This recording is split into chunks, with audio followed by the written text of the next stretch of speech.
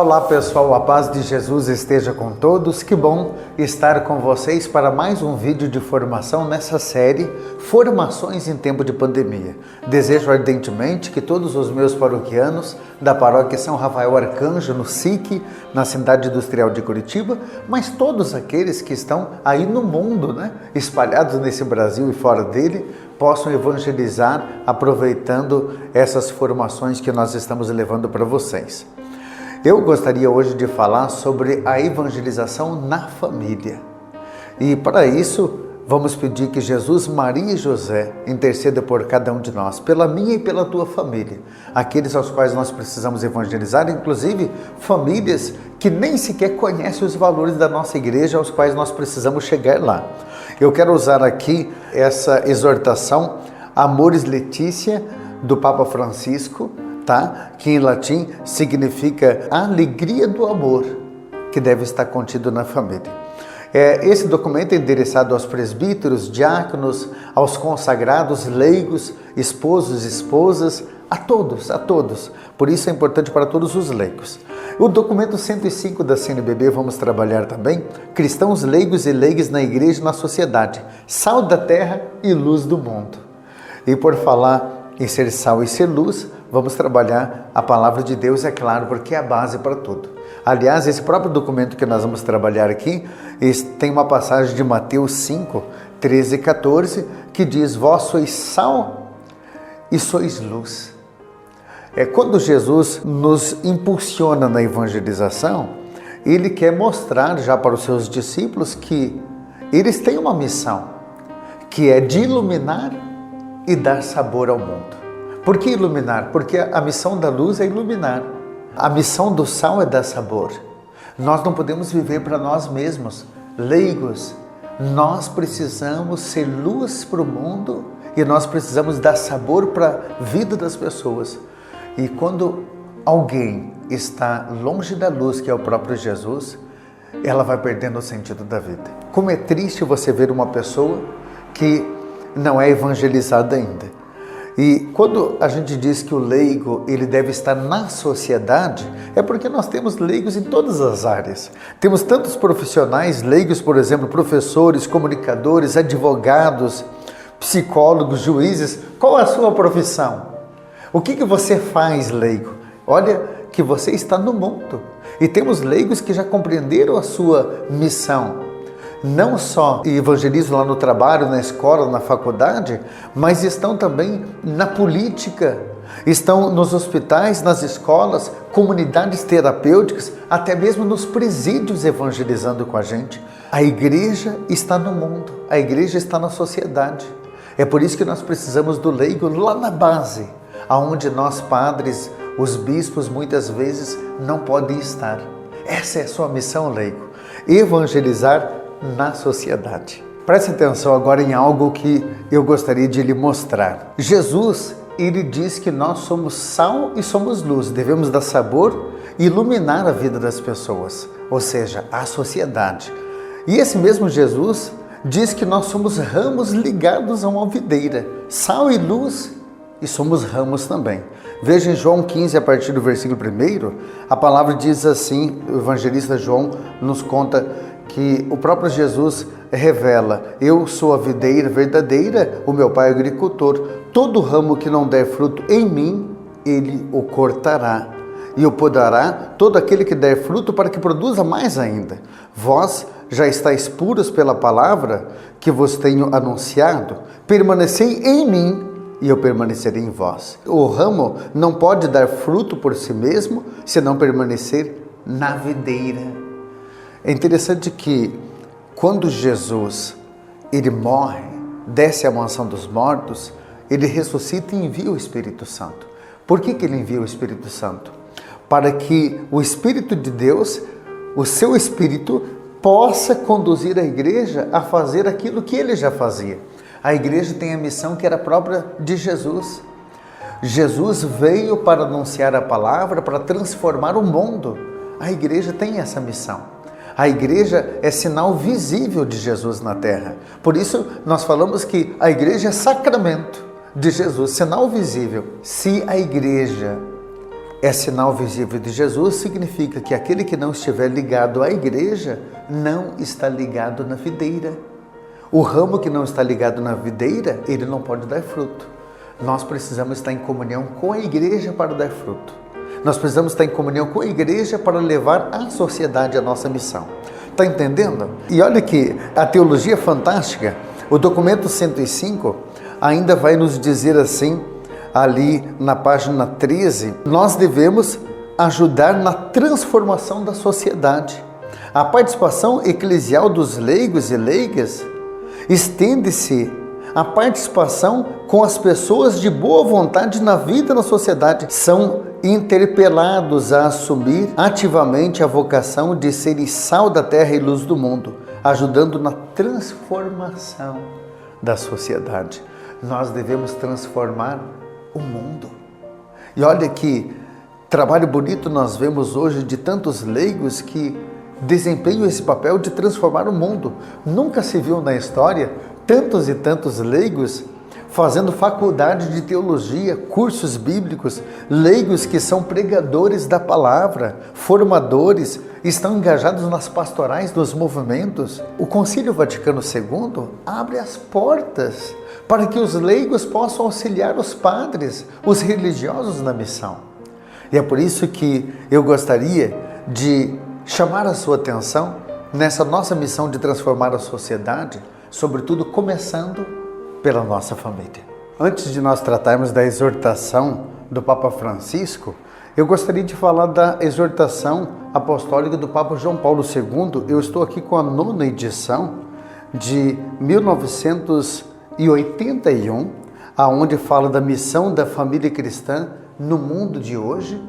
E olha só o que esse documento diz, algo que dá a impressão de que é a nossa necessidade ainda em tempos atuais. A família, nos tempos de hoje, tanto e talvez mais do que outras instituições, tem sido postas em questão pelas amplas, profundas e rápidas transformações da sociedade e da cultura. Muitas famílias vivem essa situação da fidelidade daqueles valores que constituem o fundamento do instituto familiar. O matrimônio e a família constituem um bem muito precioso, porém que está em crise. E esse documento vai dizer, inclusive, da situação da família no mundo de hoje. E olha que o que já o Papa João Paulo II colocava como um grande problema da sua época, o número crescente de divórcios, a praga do aborto, são coisas que já naquela época estavam preocupando a igreja. O recurso cada vez mais frequente de esterilização, a instauração de uma verdadeira e própria mentalidade contraceptiva, quer dizer, há uma corrupção de ideia, uma falsa noção de liberdade, aquela mentalidade de que eu posso fazer o que eu quero com o meu corpo e muitas vezes não respeitando o corpo do outro. Por exemplo, uma mãe que está para dar à luz, ela tem uma outra vida, um outro corpo dentro dela que também tem direitos e deveres. A igreja é advogada da vida e cabe a nós anunciarmos e denunciarmos. Olha, é muito triste que aquilo que o padre dizia, se nós não estivermos ligados à videira, a Jesus e à igreja, se nós quisermos anunciar a palavra, mas com as minhas ideias, com aquilo que eu entendo que é certo ou errado, eu não vou estar evangelizando. Eu não estou representando a igreja. O leigo deve sim evangelizar a família e defender os princípios cristãos. Olha que o documento Amores e Letícia vai dizer da luz da palavra. A família, o Papa quer mostrar que é uma instituição divina. A palavra de Deus já fala, a Bíblia parece cheia de famílias, gerações, histórias de amor, crises, famílias. Desde as primeiras páginas nós vemos a família de Adão e Eva, que tiveram 2 filhos, Caim e Abel. O pecado entra nessa família e começa a corromper essa família ao ponto do pecado que começa pelo casal, passa para os filhos e de repente no capítulo 6 de Gênesis nós vemos a humanidade inteira estava corrompida no pecado. Deus precisa mandar o dilúvio e a história toda simbólica do dilúvio para dizer que Deus vai fazer uma nova aliança, dar uma nova chance, um recomeçar com a humanidade. O pecado, quando está dentro da família, ele vai tomando proporção. O pai e a mãe que não vivem a palavra, necessariamente isso vai passar para os filhos e, consequentemente, de geração para geração. O pai e a mãe que não é de participar da igreja, que não vive a palavra, os princípios cristãos, não estão evangelizando com a própria vida. Veja como que é sério para nós evangelizarmos a família, porque é evangelizando a família que nós vamos garantir que a sagrada tradição possa dar continuidade à nossa fé, que nós herdamos dos nossos pais, dos nossos avós. Repare que quando nós temos um esposo e uma esposa que não defende a fé, automaticamente os filhos nem comparecem à igreja, muitas vezes não recebem sacramentos, e isso vai tendo uma consequência muito séria. Vamos começar pela nossa e vamos alertar as famílias de que mais do que falar bem, é dar o bom exemplo para os filhos. Mais do que você instruir os filhos, você precisa formá-los. O capítulo 2 desse documento vai falar da realidade dos desafios da família e do mundo de hoje. Divórcio, aborto, ideologia de gênero.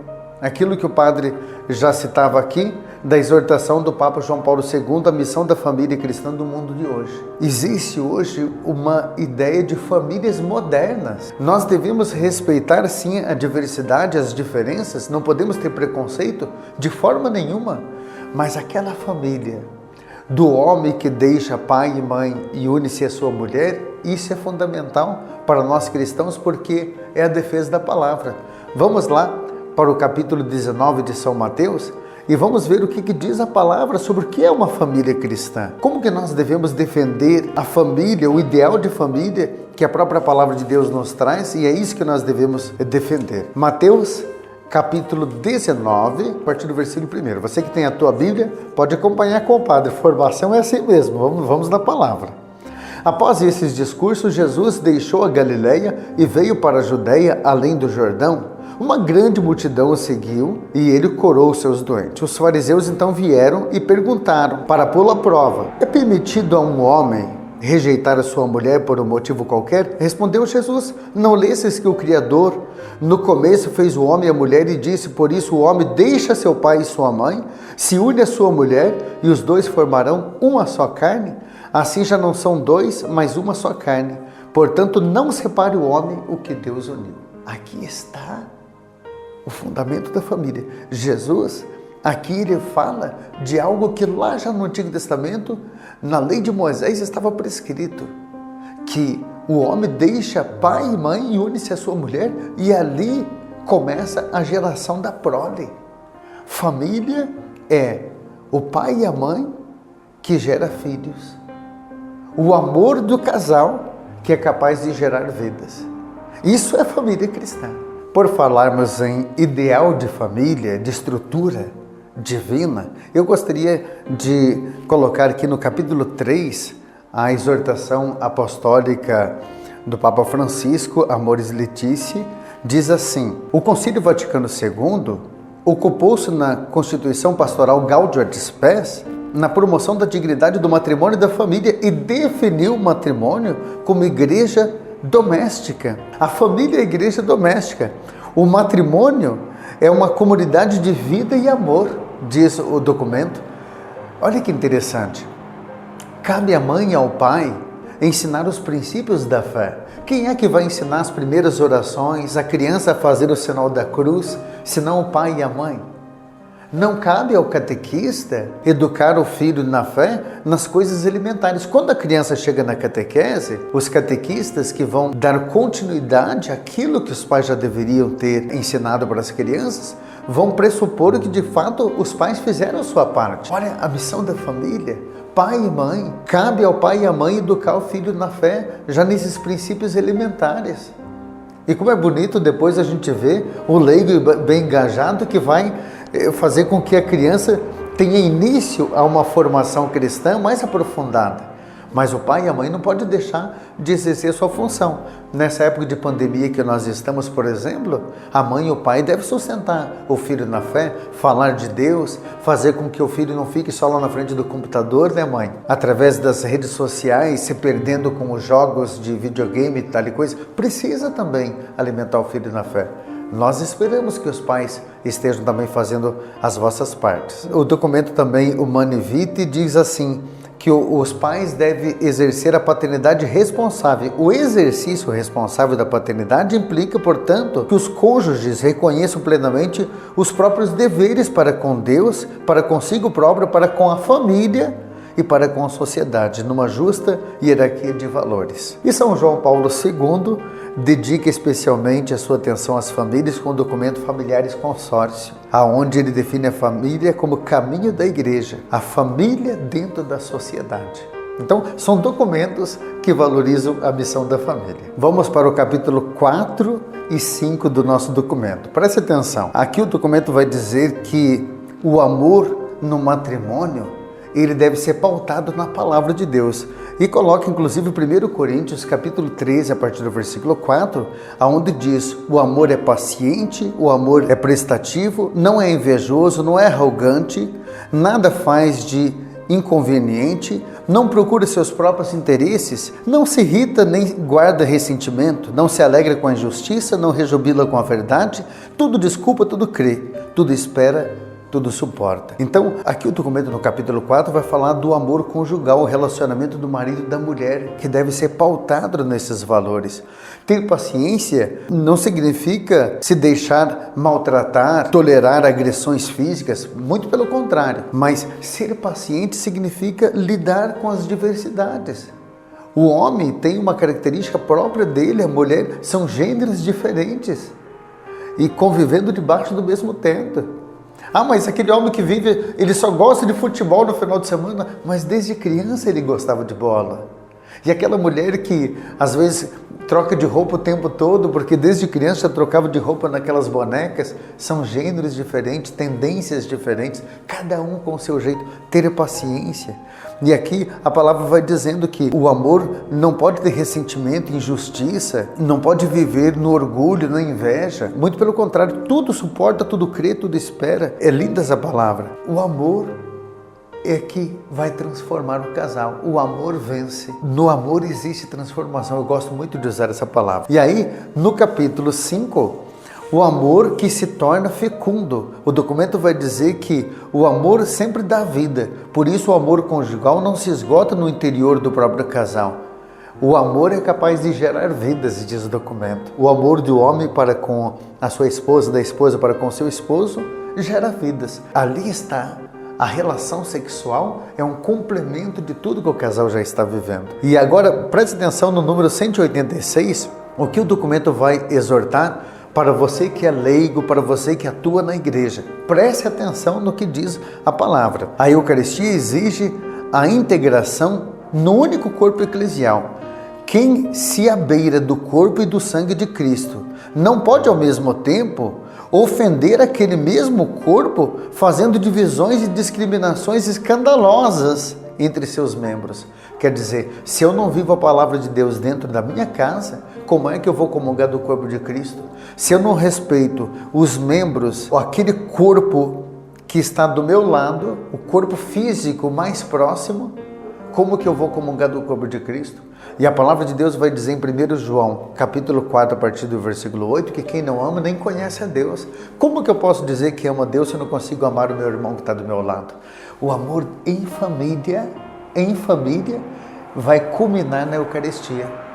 Mas eu não posso não amar o meu irmão, aquele que está mais próximo, e depois estender as minhas mãos para comungar Jesus na Eucaristia. Seria uma grande contradição. Bom, então vamos lá. O capítulo 6 vai falar de algumas perspectivas pastorais. O capítulo 7 desse documento reforça sobre a educação dos filhos, mas eu quero chamar a atenção para nós irmos concluindo essa formação com o capítulo 8º. Acompanhar, discernir e integrar a fragilidade. Aqui o documento vai falar de problemas pastorais de casais, por exemplo, de segunda união, que é muito comum hoje na igreja. Há aqueles que acham que a única forma de você trazer alguém para a igreja, a única maneira de você acolher alguém é você dando a Sagrada Comunhão, a Eucaristia para a pessoa. E não é verdade. Jesus está presente através da palavra. Olha, participar de uma missa, preste atenção no que o padre vai dizer, e você precisa, leigo, mostrar isso para as pessoas. Participar de uma missa, mesmo sem poder comungar o corpo de Cristo por uma situação que você esteja vivendo, você se alimenta da palavra e faz o que a gente chama de comunhão espiritual. Isso significa, você não recebe Jesus na Eucaristia, mas ao mesmo tempo comunga Jesus espiritualmente. É o que milhares e milhares de pessoas, milhões, estão fazendo nessa época de pandemia. Não estão comungando Jesus no corpo e no sangue, mas estão comungando espiritualmente. Jesus está presente de duas formas: em espírito e em verdade, em corpo, alma e divindade. Quando comungamos Jesus na Eucaristia, comungamos Jesus em corpo, alma e divindade. Quando nós comungamos Jesus espiritualmente, comungamos em espírito e em verdade. As pessoas precisam saber disso. Veja que a igreja, como é advogada da vida, tudo aquilo que põe em risco a vida do ser humano, a igreja vai dizer cuidado.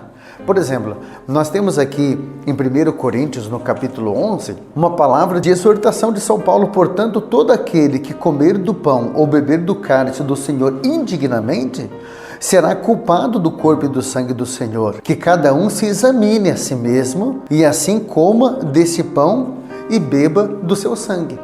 Quando uma pessoa não pode comungar porque está, por exemplo, vivendo na segunda união, a igreja não vai dizer para não comungar no sentido de castigo. Não, a igreja vai dizer cuidado, cuidado, porque você pode estar comungando de forma indigna. Da mesma forma, o documento vai dizer aqueles que não vivem os princípios da fé dentro da própria família e vão estender as mãos e vão comungar. Quantos que estão vivendo na união dentro do matrimônio, não houve separação, pode comungar, mas às vezes estão vivendo com pecados graves, sem uma confissão. Então, estão comungando de forma indigna, diz aqui São Paulo. Por isso nós precisamos fazer o discernimento, diz ele.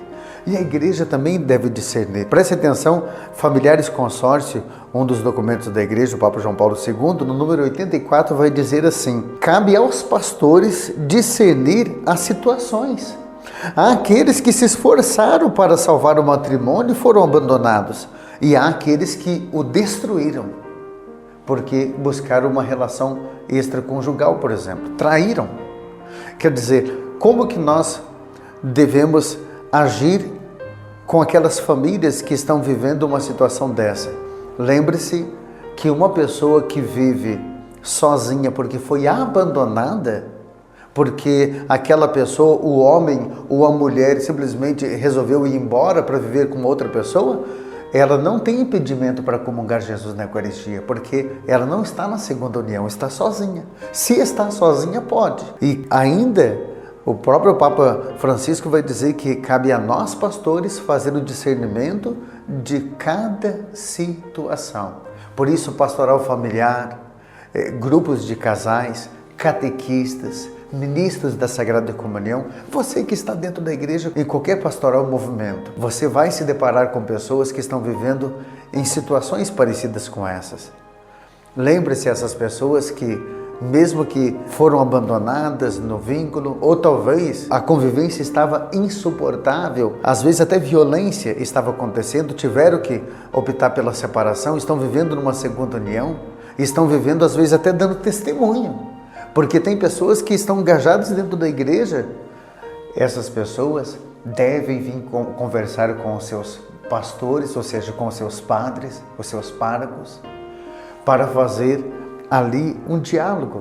Quantas pessoas podem dar encontros de catequese e atuar em várias pastorais, em equipes litúrgicas, por exemplo, o trabalho lindíssimo que a liturgia faz nas paróquias, mesmo estando na segunda união. Não há impedimento, desde que a pessoa esteja vivendo os princípios da fé. Cada caso é um caso. E cabe a nós, diz aqui o Santo Padre, avaliarmos. E é claro, no número 307, ele vai dizer: lembro que, de modo algum, deve a igreja renunciar a propor o ideal pleno de matrimônio, o projeto de Deus a toda a sua grandeza. Nós não podemos flexibilizar aquilo que é sagrado, mas devemos incluir, devemos abraçar, devemos valorizar aqueles que fazem parte da nossa igreja, estão vivendo em situações às vezes dolorosas, conforme a sua situação.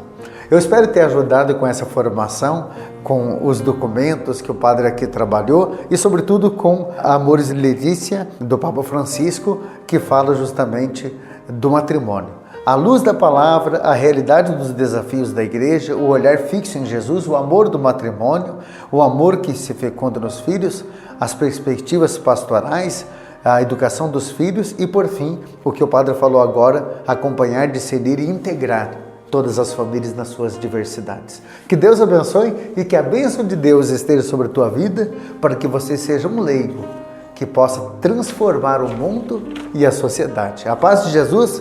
E se Deus quiser, em breve teremos nova formação. Fique na paz.